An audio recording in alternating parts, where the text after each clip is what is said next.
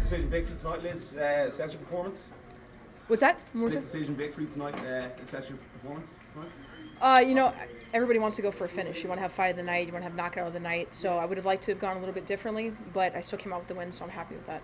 And Liz, getting a win over a previously undefeated opponent, does it make the win that much more special for you? It really does. In my mind, I was saying there's that one for her, there's that one, and when it finally was delivered, it's definitely a good feeling.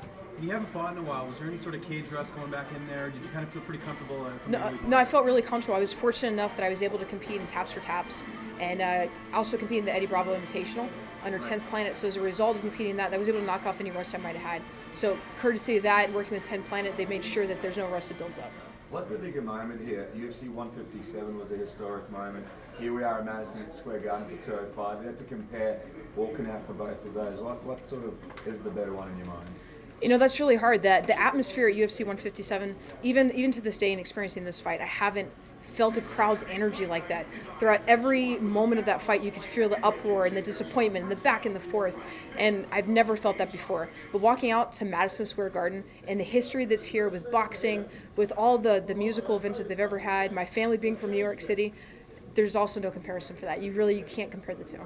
What was that feeling like being out in Madison Square Garden in the actual, kind of what the fight capital was of New York? What was that feeling like for you to have that moment? It's an amazing feeling. I mean, it's almost like your skin's tingling is the only way I can really describe it.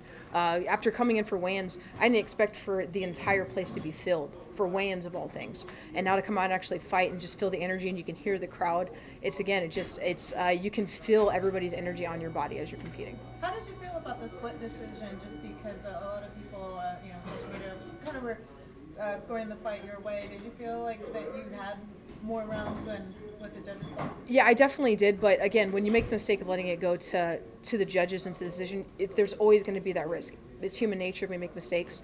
I knew that once I heard that split, my only hope was that they saw what everybody else saw and that it was 2-3 and that we would take that decision. And thankfully they did. You looked like you were in a bit of trouble at one stage. You had you badly hurt. Did you feel at any point that... Yeah, she definitely rocked me for a little bit, but I was able to keep my feet underneath me and go back for her and not stop in the fight. When would you like to get back in there as far as your next fight? Because obviously I'm sure you want to keep active in the octagon. Yeah, absolutely. I hate taking time off. My first year fighting, I had, I think, 8 or 9 fights, and that's the tempo that I'm used to. That's the tempo I like. So as soon as I can get back in, the better. Is the Brooklyn card one that you're looking at, coming up next year? That would be awesome. If I can get back in and get right back in New York, I'd love to. Are you going to keep an eye on what's going to be happening on later on in the night between Raquel Pennington and Miesha Tate? Yeah, absolutely. I mean, I'm always gunning for the title, so if they're not the title contenders and if they don't have the belt, they're not my main concern.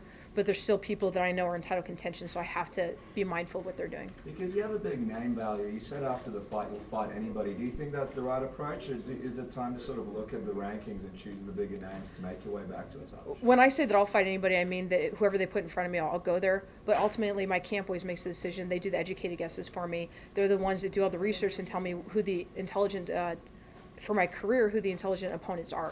So while I'll say I'll go out there and do anything, they're the ones that wrangle me in and tell me, no, that's not best for you. And they're kind of that good, angel on your shoulder that tells you, don't do this, do that. So I let them make those decisions. I just go out as a body. The odds makers had you as an underdog heading into this one. Do you feel like this is the type of win, people are going to finally start giving you some respect? Hopefully not. I like coming in as the underdog. I mean, if anything, having the crowd against me, having everybody doubt me, makes it that much more of a glorified win when I go out there and prove them all wrong. How are you going to celebrate tonight? It's a big win here in New York. I have family and friends out here, so we're going to go out to dinner, get to see New York City. I mean, it's a city that never sleeps. So we're going to go out and actually enjoy the town until everybody leaves in the morning. Does it help when you're preparing for a fighter such as Caitlyn that you do have a common opponent in Lauren Murphy, that you're able to watch it from the perspective of that you fought Lauren and seeing how differently she fought? Yeah, no, definitely that helps a lot, knowing the approach that we both had for that opponent.